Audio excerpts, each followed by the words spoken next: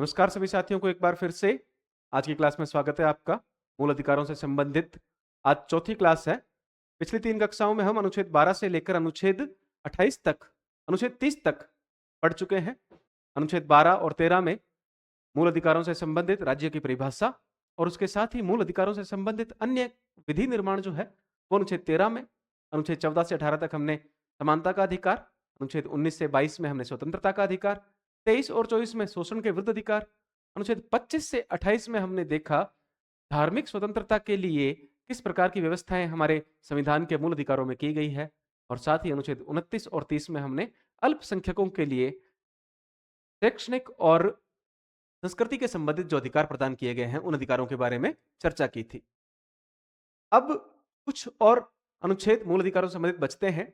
जैसा कि हमने शुरू की क्लास में डिस्कस किया था कि जब संविधान का निर्माण हुआ तो मूल रूप से संविधान में 7 मूल अधिकार दिए गए थे। उन 7 में से एक मूल अधिकार जो कि अनुच्छेद 31 में आता है, संपत्ति का अधिकार, उसे हटाकर, उसे समाप्त कर मूल अधिकार की श्रेणी से हटाया गया और विधिक अधिकारों में रख दिया गया। अब केवल 6 मूल अधिकार बचते हैं। 5 मूल अधिकारों को पढ़ने के बाद एक छठा मूल अधिकार जो है संवैधानिक उपचारों का अधिकार, उसके बारे में आज हम चर्चा करेंगे। और उसके साथ ही अनुच्छेद 33, 34 और 35 जो कि मूल अधिकारों से ही संबंधित हैं, वो क्या कहते हैं वो भी पढ़ेंगे। और मूल अधिकारों से संबंधित अन्य प्रकार के प्रश्न जो कि पिछले एग्जाम में पूछे गए हैं या फिर इस बार पूछे जा सकते हैं, जिनके पूछे जाने की संभावनाएं हैं, उन प्रश्नों के बारे में भी आज हम चर्चा करेंगे। चलिए शुरू करते हैं। सबसे पहले बात कर लेते हैं आर्टिकल 31 के बारे में ही। आर्टिकल 31 की बात करते हैं। आर्टिकल 31 में संपत्ति का अधिकार था। संपत्ति का अधिकार क्या था और ऐसा उस अधिकार में क्या था कि उसे हटाना पड़ा मूल अधिकारों की श्रेणी से। आप देखते हो आर्टिकल 31 संपत्ति के अधिकार में यह वर्णन दिया गया था कि राज्य सरकार किसी भी व्यक्ति की जमीन पर, किसी भी व्यक्ति की संपत्ति पर अधिग्रहण नहीं कर सकती। यदि अधिग्रहण करती है, उसके लिए व्यवस्था दी गई है। यदि अधिग्रहण करती है तो दूसरी व्यवस्था यह है कि राज्य सरकार को सही दरों पर मुआवजा अदा करना होगा उस जमीन के लिए, उस संपत्ति के लिए। और फिर तीसरी व्यवस्था संपत्ति के अधिकार में यह की गई थी कि सुप्रीम कोर्ट इस बात को, उच्च न्यायालय या उच्चतम न्यायालय इस बात की जांच कर सकता है कि राज्य सरकार द्वारा जो मुआवजा दिया गया है वो मुआवजा उचित है या उचित नहीं है। इस प्रकार राज्य सरकारों के लिए सामाजिक हित में जमीन पर अधिग्रहण करने या लोक हित में लोगों की, जमींदारों की जमीनों पर, जो व्यक्ति बड़ी मात्रा में जमीन इकट्ठी कर बैठे थे, उनकी जमीन पर अधिग्रहण कर लोक वितरण करने पर रोक लगाता था संपत्ति का अधिकार आर्टिकल 31 के अंतर्गत। लेकिन राज्य सरकारों की भी अपनी जिम्मेदारियां थी, क्योंकि जमीन जो कि सभी का हिस्सा है, या कह सकते हो कि जमीन एक ऐसी चीज है जिस पर सभी का बराबर का हक होना चाहिए, उस पर कुछ एक लोग या कुछ एक वर्ग कब्जा कर बैठे थे। तो राज्य सरकारों ने ये नीति बनाई भूमि सुधार कानूनों के तहत कि जमींदारों से जमीनें ली जाए और जमींदारों को कुछ मुआवजा दिया जाए और मुआवजा देकर उनसे जमीन ली जाए, और ऐसे लोगों को जिनके पास वो जमीन नहीं है उनको वो जमीन वितरित की जाए। इस प्रकार की व्यवस्था करना चाहती थी राज्य सरकार, और उस व्यवस्था में आर्टिकल 31 मुख्य रूप से टांग अड़ा रहा था। अब समस्या यह थी कि आर्टिकल 31 क्योंकि मूल अधिकार है तो इसको सीधा सीधा हटाया नहीं जा सकता। इसलिए अलग अलग सरकारों ने अलग अलग व्यवस्थाएं की आर्टिकल 31 को हटाने के लिए। कुछ संशोधन किए गए उसमें समय समय पर, और अंत में 42वें संविधान संशोधन द्वारा इसको पूरी तरह से, संपत्ति के अधिकार को पूरी तरह से मूल अधिकारों की श्रेणी से हटाकर विधिक अधिकारों की श्रेणी में रख दिया गया। 44वें संविधान संशोधन 1978 द्वारा यह समाप्त हुआ। इसके पश्चात आता है आर्टिकल 32। तो संपत्ति का अधिकार जो है मूल अधिकार नहीं है, विधिक अधिकार है। अब बात आता है आर्टिकल 32 के बारे में चर्चा करते हैं। आर्टिकल 32 जिसको कि डॉक्टर बी आर अंबेडकर ने, डॉक्टर भीमराव अंबेडकर ने संविधान सभा में खड़े होकर कहा कि ये सभी मूल अधिकारों का आत्मा एवं हृदय है। Article 32 is soul and heart of the constitution और द फंडामेंटल राइट्स। ऐसा क्यों कहा गया? क्योंकि आर्टिकल 32 सबसे महत्वपूर्ण अनुच्छेद है भारतीय संविधान का। जो भी आपको मूल अधिकार प्राप्त होते हैं, उन मूल अधिकारों में राज्य सरकार किसी भी तरह का हनन ना करे, आपको वो मूल अधिकार उचित रूप से प्राप्त होते रहे, उचित रूप से मिलते रहे। इसकी गारंटी कौन तय करता है? कौन ये तय करता है कि कोई भी सरकार, कोई भी, चाहे केंद्र सरकार हो चाहे राज्य सरकार हो, आपके मूल अधिकारों का हनन नहीं कर सकता? ये गारंटी देता है आपको आर्टिकल 32, जिसे कहते हैं संवैधानिक उपचारों का अधिकार। अगर आपके संवैधानिक अधिकारों का हनन होता है तो अनुच्छेद 32 के अंतर्गत आप सुप्रीम कोर्ट में जा सकते हो और सुप्रीम कोर्ट में जाकर अपील कर सकते हो कि आपके इन इन मूल अधिकारों का हनन हुआ है, और सुप्रीम कोर्ट वापस प्रयास करेगी कि आपको आपके मूल अधिकार पुनः प्रदान करवाए जाए। तो आर्टिकल 32 में संवैधानिक उपचारों के अधिकार की बात की गई है और कहा गया है कि अगर मूल अधिकारों का हनन होता है तो आप जा सकते हो सुप्रीम कोर्ट में। अनुच्छेद 32 संवैधानिक उपचारों का अधिकार जिसे कहते हैं, इसके तहत मूल अधिकारों के संरक्षण की व्यवस्था की गई है। अनुच्छेद 32 को भारतीय संविधान का सबसे महत्वपूर्ण अनुच्छेद इसीलिए कहा जाता है क्योंकि यह आपके सभी मूल अधिकारों को संरक्षित रखने का काम करता है। मूल अधिकारों के हनन पर अनुच्छेद 32 के तहत सुप्रीम कोर्ट में अपील की जा सकती है। डॉक्टर भीमराव अंबेडकर ने इसे संविधान की आत्मा कहा। क्वेश्चन बनता है सीधा सीधा, डॉक्टर भीमराव अंबेडकर संविधान की आत्मा किस अनुच्छेद को कहते हैं? तो अनुच्छेद 32 को। या फिर अनुच्छेद 32 को संविधान की आत्मा किसके द्वारा कहा गया? तो डॉक्टर भीमराव अंबेडकर द्वारा। क्यों कहा गया यह समझना है जरूरी आपके लिए। इसे संविधान की आत्मा इसलिए कहा गया क्योंकि संविधान द्वारा जो आपको मूल अधिकार प्रदान किए जाते हैं वो बने रहे, उसकी गारंटी कौन तय करता है? उसकी गारंटी तय करता है अनुच्छेद 32। अनुच्छेद 32 में आप किसके पास जा सकते हो? तो सुप्रीम कोर्ट के पास जा सकते हो। किसके लिए? अपने मूल अधिकारों को बनाए रखने के लिए। अब इसीलिए मूल अधिकारों का प्रहरी, संरक्षक या फिर अभिभावक किसे कहा जाता है? सुप्रीम कोर्ट को कहा जाता है। सुप्रीम कोर्ट की यह जिम्मेदारी तय की गई है कि किसी भी व्यक्ति के मूल अधिकारों का हनन नहीं होना चाहिए। इसलिए सुप्रीम कोर्ट अनुच्छेद 32 के तहत स्वतः संज्ञान भी ले सकता है। स्वतः संज्ञान का मतलब यह है कि यदि आपको आपके मूल अधिकारों का हनन हुआ है, यदि किसी वर्ग के, किसी समुदाय के लोगों के मूल अधिकारों का हनन हुआ है और वो वर्ग या समुदाय खुद से सुप्रीम कोर्ट नहीं पहुंच सकता, तो सुप्रीम कोर्ट खुद चलकर स्वतः संज्ञान लेते हुए भी इस मामले में कार्यवाही कर सकती है। यह बात है अनुच्छेद 32। अब सुप्रीम कोर्ट क्या कार्यवाही करती है? सुप्रीम कोर्ट को भारतीय संविधान ने 5 प्रकार की रिट जारी करने की शक्ति दी है। 5 प्रकार की रिट जारी कर सकती है और वो रिट जारी करके आपके मूल अधिकारों को पुनः प्रदान करवाती है सुप्रीम कोर्ट। अब रिट कितने प्रकार की? 5 प्रकार की। कौन कौन सी? कुल 5 रिट है भारतीय संविधान में। किस अनुच्छेद के तहत? अनुच्छेद 32 के तहत। कौन कौन सी है वो? सबसे पहली आती है बंदी प्रत्यक्षीकरण। बंदी प्रत्यक्षीकरण के बाद आती है अधिकार पर्चा। अधिकार पर्चा के बाद आता है परमादेश। परमादेश के बाद आता है उत्प्रेषण और एक आती है प्रतिषेध। कुल 5 प्रकार की रिट जारी करती है। ये क्या क्या 5 प्रकार की रिट है, इनको एक एक करके हम समझ लेते हैं ताकि पेपर में आपका कोई भी क्वेश्चन रहे नहीं। देखिए, सबसे पहले habeas corpus. Habeas corpus English में है, हिंदी में इसका नाम है बंदी प्रत्यक्षीकरण। बंदी प्रत्यक्षीकरण जैसा आप नाम से समझते हो बहुत महत्वपूर्ण रिट है। बंदी प्रत्यक्षीकरण बहुत ही महत्वपूर्ण रिट है। इंग्लिश में कहते हैं हेबियस कॉर्पस, और जैसा कि लिखा गया है प्रोड्यूस द बॉडी। बंदी प्रत्यक्षीकरण का मतलब यही होता है, बंदी को प्रत्यक्ष लेकर आओ। बंदी को यानी जिस व्यक्ति को हिरासत में लिया गया है उसको सशरीर प्रस्तुत करो, प्रत्यक्ष रूप में लेकर आओ। सुप्रीम कोर्ट ये रिट जारी करती है किसके खिलाफ? हिरासत में कौन लेता है? हिरासत में लेता है पुलिस विभाग।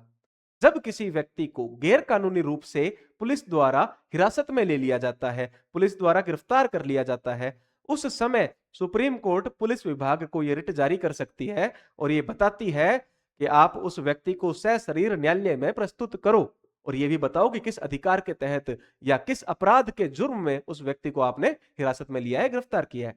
तो जब भी किसी व्यक्ति को गैर कानूनी तरीके से पुलिस द्वारा हिरासत में लिया जाता है, बिना किसी अपराध किए पुलिस द्वारा हिरासत में लिया जाता है, तो सुप्रीम कोर्ट हेबियस कॉर्पस या हेबियस कॉर्पस या हिंदी में बंदी प्रत्यक्षीकरण नामक एक रिट जारी करती है। जिस रिट का तात्पर्य क्या है?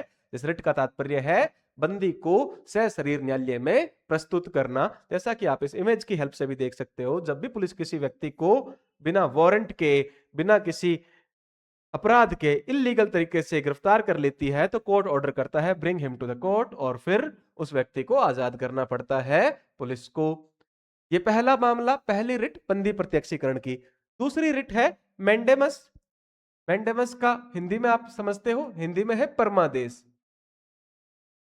पहली रिट बंदी प्रत्यक्षीकरण, दूसरा है परमादेश। परम आदेश, परम आदेश कौन दे सकता है? सबसे बड़ी न्यायिक संस्था कौन है भारत में? तो सुप्रीम कोर्ट है। सुप्रीम कोर्ट जो आदेश देगी वो परम आदेश होगा, परमादेश कहेंगे इसको, इंग्लिश में बोलते हैं मैंडेमस। इसका अर्थ है वी कमांड, यानी हम आदेश देते हैं। कौन देता है आदेश? परमादेश कौन देता है? सुप्रीम कोर्ट देता है। किसको देता है?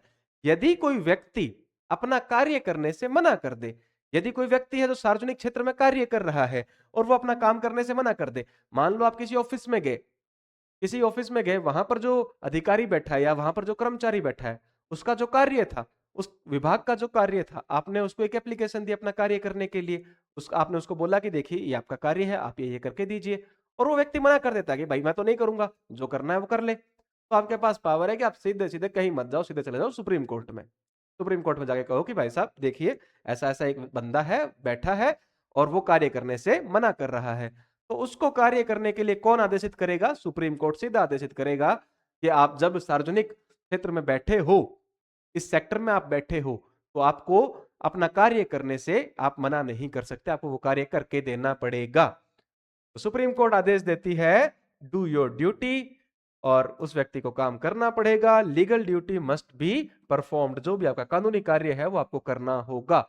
जब कोई व्यक्ति कार्य करने से मना कर दे तो सुप्रीम कोर्ट द्वारा उसको परमादेश जारी किया जाता है कार्य करने के लिए। तो दो रिट हो गए, बंदी प्रत्यक्षीकरण यानी हेबियस कॉर्पस, और दूसरी मैंडेमस यानी परमादेश।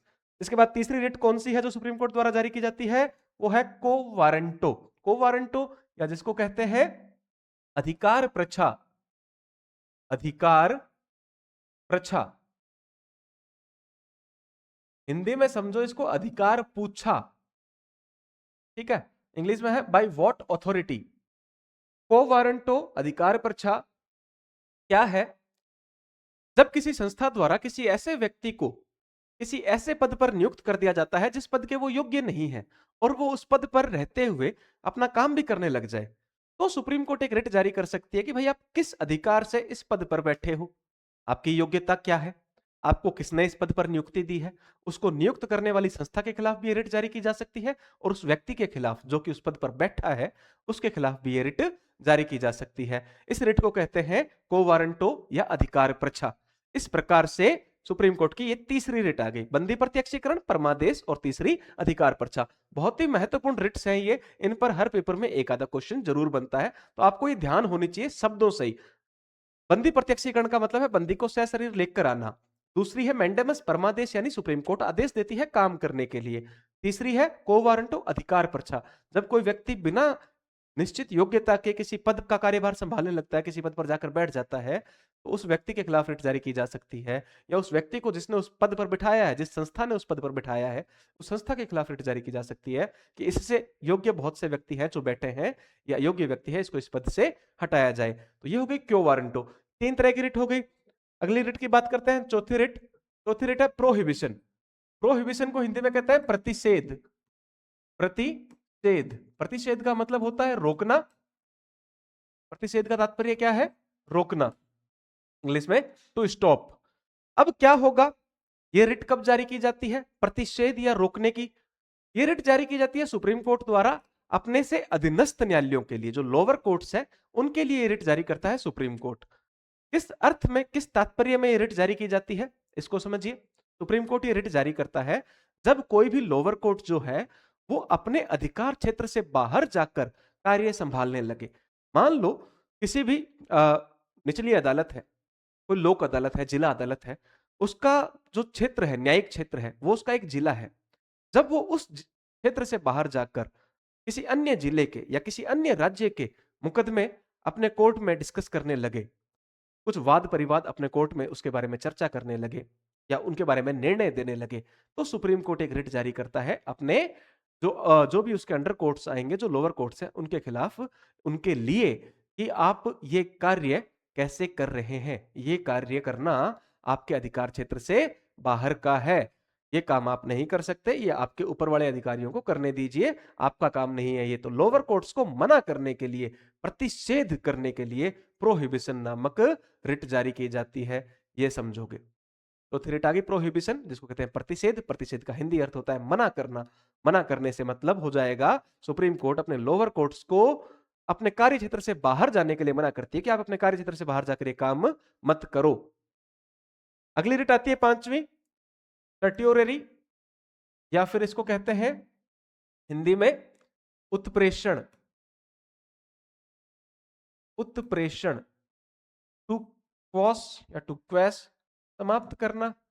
वैसे तो क्वैश का मतलब होता है समाप्त करना, और उत्प्रेषण का मतलब होता है ऊपर भेजना। उत्प्रेषण का तात्पर्य क्या है? ऊपर भेजना। क्या होता है देखो, दो अर्थों में रिट जारी की जा सकती है। सुप्रीम कोर्ट दो अर्थों में रिट जारी कर सकता है। करता ही अपने निचले अदालतों को ही है। कब करता है ये रिट जारी? जब लोअर कोर्ट्स द्वारा कोई गलत रिजल्ट, कोई गलत फैसला सुना दिया जाता है।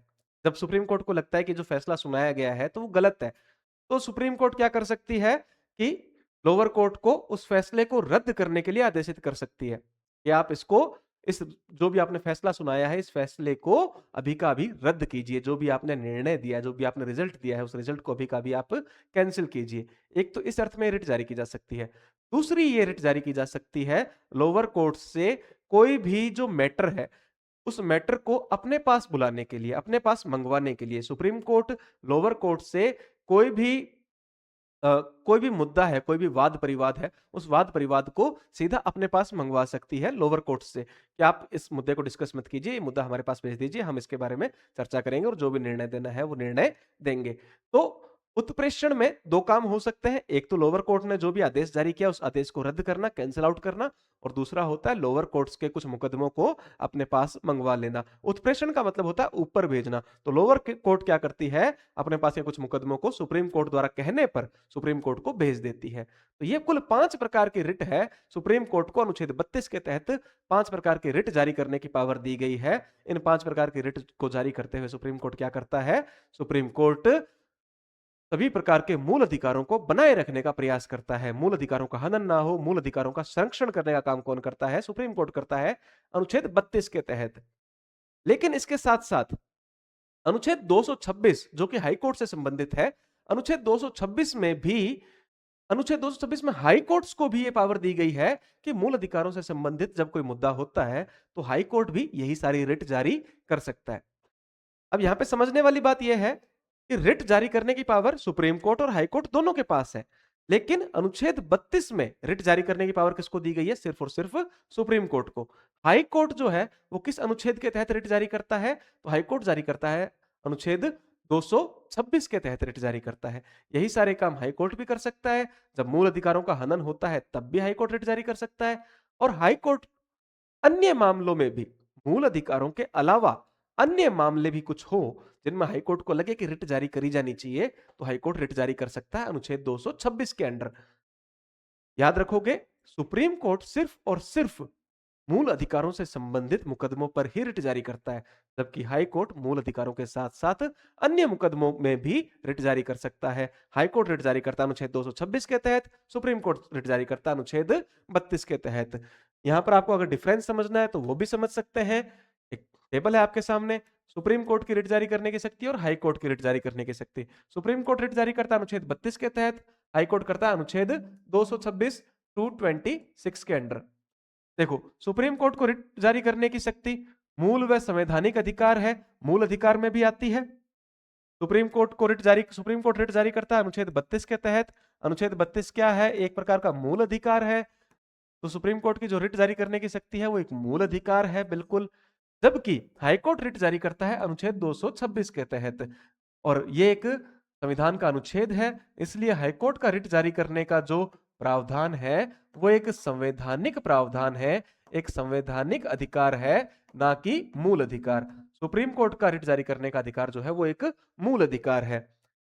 सुप्रीम कोर्ट केवल मूल अधिकारों के उल्लंघन पर रिट जारी कर सकती है, जबकि हाई कोर्ट मूल अधिकारों के साथ साथ अन्य सिविल मामलों पर भी रिट जारी कर सकता है। सुप्रीम कोर्ट 5 प्रकार की रिट जारी करती है, हाई कोर्ट के पास एक प्रकार की रिट और है, कुल 6 प्रकार की रिट हाई कोर्ट जारी कर सकती है। जब हम हाई कोर्ट पढ़ेंगे तो अनुच्छेद 226 के तहत हम छठी प्रकार की रिट कौन सी है उसको भी समझने का प्रयास करेंगे। आज हम मूल अधिकारों की चर्चा कर रहे हैं, तो मूल अधिकारों के साथ कौन सी रिट जारी होती है वही पढ़ रहे हैं ताकि कोई कंफ्यूजन ना हो आपको। सुप्रीम कोर्ट को रिट जारी करने की पावर जो है आपातकाल के समय निलंबित हो जाती है। अनुच्छेद 32 जो है मूल अधिकारों की श्रेणी में आता है, और आपातकाल जब लगता है तो मूल अधिकार निलंबित हो जाते हैं। अनुच्छेद 20 और 21 को छोड़कर आपातकाल के समय आर्टिकल 32 भी निलंबित हो जाता है। आपातकाल के समय आर्टिकल 32 क्या हो जाएगा? निलंबित हो जाएगा। क्यों हो जाएगा कि आपातकाल अनुच्छेद 356 के तहत आपातकाल लगते ही क्या होता है, अनुच्छेद 20 और 21 को छोड़कर अन्य सभी मूल अधिकार स्वतः ही क्या हो जाते हैं, स्वतः ही अधिकार में नहीं रहते। इसीलिए कहते हैं मूल अधिकार जो है एब्सोल्यूट नहीं होते, यानी हमेशा नहीं बने रहते। आपातकाल के समय मूल अधिकारों पर रोक लगाई जा सकती है। अनुच्छेद 20 और 21 पर रोक नहीं लगती, बाकी अन्य मूल अधिकारों पर राष्ट्रपति द्वारा एक सूचना जारी की जाती है, अधिपत्र जारी किया जाता है और उस अधिपत्र द्वारा मूल अधिकारों पर रोक लगाई जा सकती है। 20 और 21 जो है वो हमेशा बने रहते हैं, अनुच्छेद 20 और 21। लेकिन हाईकोर्ट की रिट जारी करने की शक्ति, क्योंकि कोई मूल अधिकार नहीं है इसलिए ये निलंबित नहीं होती, आपातकाल में भी बनी रहती है। तो ये सुप्रीम कोर्ट और हाई कोर्ट की रिट जारी करने की शक्तियों के बीच में अंतर है। रिट जारी करने को लेकर सुप्रीम कोर्ट और हाई कोर्ट के पास क्या क्या शक्तियां हैं उसके बारे में।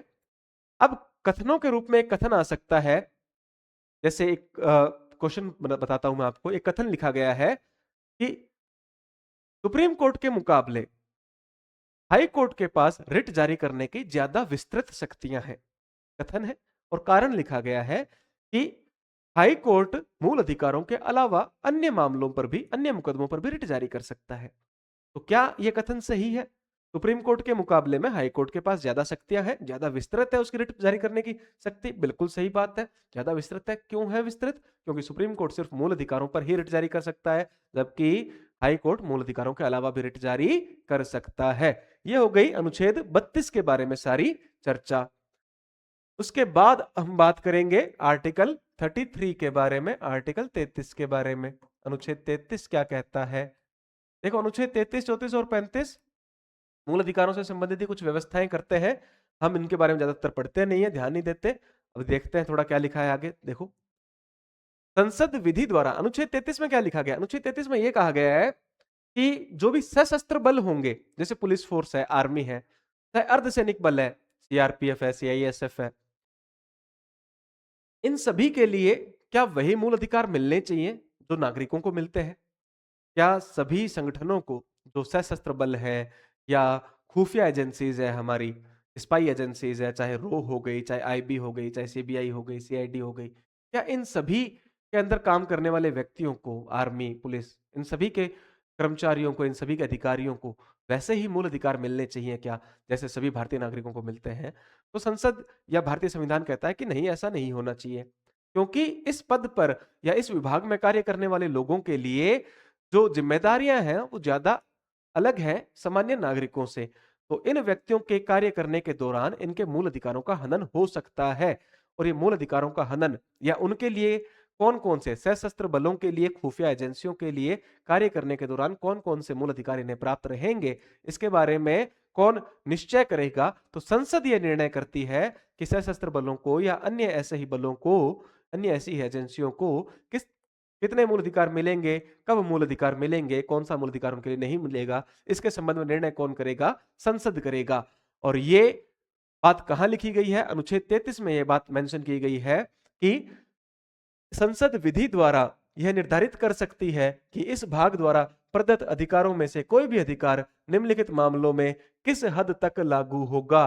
किस पर? सशस्त्र बलों के सदस्यों पर, सार्वजनिक व्यवस्था बनाए रखने के लिए जिम्मेदार बलों के सदस्य, सार्वजनिक व्यवस्था में जैसे पुलिस आ जाती है, सशस्त्र बलों के सदस्यों में आर्मी आ गई, है ना? तो आर्मी हो गई, पुलिस हो गई, अर्धसैनिक बल होते हैं जैसे सीआईएसएफ हो गया, सीआरपीएफ हो गया, उन पर कैसे काम करेगा, इसके बारे में भी बात करनी है।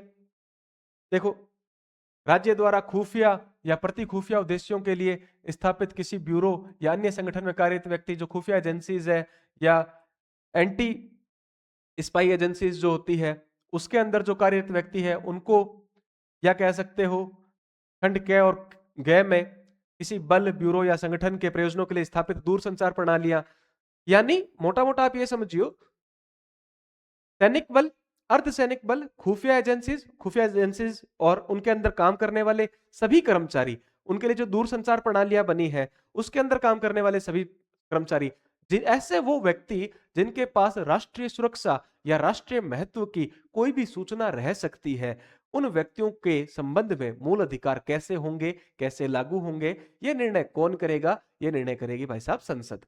ये बात इसमें मेंशन की गई है, किसमें? अनुच्छेद 33 में।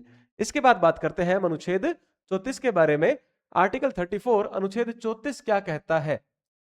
अनुच्छेद 34 कहता है जिस क्षेत्र में सैन्य शासन मार्शल लॉ लागू हो जाए वहां के नागरिक मूल अधिकारों के उल्लंघन पर न्यायालय में चुनौती नहीं दे सकते, अर्थात मूल अधिकारों को प्रतिबंधित करने के लिए संसद द्वारा विधि का निर्माण किया जा सकेगा। अनुच्छेद 34 आर्टिकल 34 ये बात कहता है कि भारत के राज्य क्षेत्र में यदि किसी जगह मार्शल लॉ लागू हो गया, मार्शल लॉ जिसको आप कहते हो सैन्य शासन, सैन्य शासन अगर लागू हो जाए किसी क्षेत्र में तो वहां के लोग जो है मूल अधिकारों को बनाए रखने के लिए या यदि उनके मूल अधिकारों का हनन होता है तो उसके लिए वो न्यायालय में नहीं जा सकते। यानी सैन्य शासन लागू होने की स्थिति में व्यक्ति के मूल अधिकारों को छीना जा सकता है, उस पर प्रतिबंध लगाने के लिए संसद नियम बना सकती है। अब बात यह है कि सैन्य शासन है क्या, मार्शल लॉ है क्या? तो भारतीय संविधान मार्शल लॉ या सैन्य शासन की कोई व्यवस्था नहीं करता। भारतीय संविधान में कहीं भी कोई ऐसा अरेंजमेंट नहीं किया गया कि किन परिस्थितियों में सैन्य शासन लागू किया जा सकता है, या फिर भारतीय संविधान परिभाषा भी नहीं देता कि सैन्य शासन है क्या। सैन्य शासन को समझने के लिए हम अपने पड़ोसी मुल्क को देख सकते हैं, जैसे पाकिस्तान है। पाकिस्तान में अक्सर आप देखते हो कि सत्ता गिराई जाती है, जो प्रधानमंत्री या राष्ट्रपति उनके हैं उनको हटाकर उनकी जगह जो उनके आर्मी के चीफ होंगे वो शासन संभालते हैं, और वहां पर पूरे देश में एक समय के लिए, कुछ निश्चित समय के लिए सैन्य शासन या जिसको मार्शल लॉ बोलते हैं, मार्शल लॉ लागू हो जाता है। मार्शल लॉ की कंडीशन में वहां पर भी मूल अधिकार कुछ मिलते नहीं है, वैसे भी वहां पर कुछ नागरिकों को अधिकतर मूल अधिकार है नहीं जितने भारत में दिए गए हैं, और मार्शल लॉ लागू होने पर जो बचे कुछ मूल अधिकार हैं वो भी उन्हें नहीं मिलते। अब बात समझो, भारत में ऐसी कोई व्यवस्था नहीं की गई है। भारत में सेना को 3 भागों में बांटा गया है और तीनों ही जो सेना प्रमुख है उनमें से किसी को भी राजनीतिक स्तर पर इतनी शक्ति नहीं दी गई है कि वो सत्ता परिवर्तन कर सके या किसी क्षेत्र में सैन्य शासन लागू कर सके। अनुच्छेद 34 सैन्य शासन का नाम देता है कि अगर सैन्य शासन लागू हो गया तो भाई साहब ऐसा कोई व्यवस्था होएगी नहीं, मूल अधिकार आपको मिलेंगे नहीं, मूल अधिकारों से संबंधित प्रतिबंध लगाया जा सकता है। लेकिन अनुच्छेद 34 या फिर कोई भी ऐसा अनुच्छेद ये नहीं कहता कि सैन्य शासन क्या है और कब लागू किया जाएगा। भारत में अधिकतम राष्ट्रपति शासन लागू किया जा सकता है, सैन्य शासन लागू नहीं होता। राष्ट्रपति शासन की भारतीय संविधान में व्यवस्थाएं की गई है, उसको हम आगे पढ़ेंगे भी, और राष्ट्रपति शासन के दौरान भी कौन कौन से मूल अधिकार जाते हैं, कौन से नहीं जाते हैं, उसके बारे में भी हम चर्चा करेंगे। लेकिन सैन्य शासन अनुच्छेद 34 में ही शब्द मिलता है, अनुच्छेद 34 से शुरू होकर यहीं पर समाप्त हो जाता है। इसकी और आगे कहीं आपको सैन्य शासन के बारे में चर्चा मिलती नहीं है। याद जरूर रखना है आर्टिकल 34 में लिखा क्या गया है कि यदि मार्शल लॉ लागू होता है, सैन्य शासन लागू होता है, तो मूल अधिकार पर प्रतिबंध लगाया जा सकता है। कौन विधि बनाएगा इस संबंध में? तो संसद द्वारा विधि का निर्माण किया जा सकता है। अब एक और अनुच्छेद बचता है, अनुच्छेद 35 आर्टिकल 35। आर्टिकल 35 क्या कहता है? एक सामान्य सी बात और लिखी गई है, मूल अधिकारों से संबंधित सभी प्रकार के कानून बनाने का अधिकार संसद के पास रहेगा, राज्य विधानमंडल के पास नहीं। मूल अधिकार किसको मिलते हैं? मूल अधिकार भारत के निवासियों को मिलते हैं, भारत देश के नागरिकों को मिलता है। संविधान में मूल अधिकारों की जब चर्चा की जाती है तो किसके लिए मिल रहे हैं वो, किसको मिल रहे हैं वो? अनुच्छेद भारत के सभी नागरिकों को मिल रहे हैं और एक समान रूप से मिलते हैं, और इनमें एक समानता बनी रहे, एक रूपता बनी रहे सभी मूल अधिकारों में। इसलिए भारतीय संविधान अनुच्छेद 35 के तहत व्यवस्था कर देता है कि मूल अधिकारों से संबंधित कोई भी कानून बनाना है तो कौन बनाएगा? संसद बनाएगी, राज्य विधानमंडल नहीं बनाएंगे। अगर राज्य विधानमंडलों को मूल अधिकारों से संबंधित कानून बनाने की शक्ति दे दी जाती है तो राज्य विधानमंडल क्या करेंगे? अलग अलग राज्यों में अलग अलग व्यक्तियों के लिए अलग अलग प्रकार के मूल अधिकार हो जाएंगे, जिससे कि मूल अधिकारों की एक रूपता खो जाती है। एक रूपता बने रहने के लिए अनुच्छेद 35 के अंदर यह प्रावधान कर दिया कि मूल अधिकारों से संबंधित कोई भी नियम बनाना है, कोई भी प्रावधान बनाना है, कौन बनाएगा? सिर्फ और सिर्फ संसद बनाएगी, राज्य विधानमंडल नहीं बनाएंगे। इसके साथ हमने अनुच्छेद 12 से लेकर 35 तक जितने भी मूल अधिकार है या मूल अधिकारों से संबंधित जो व्यवस्थाएं हैं वो हमने पढ़ ली। कुछ और बातें भी है इसमें, जैसे एक तो अभी बात मैं जो कर रहा था कि राष्ट्रपति शासन के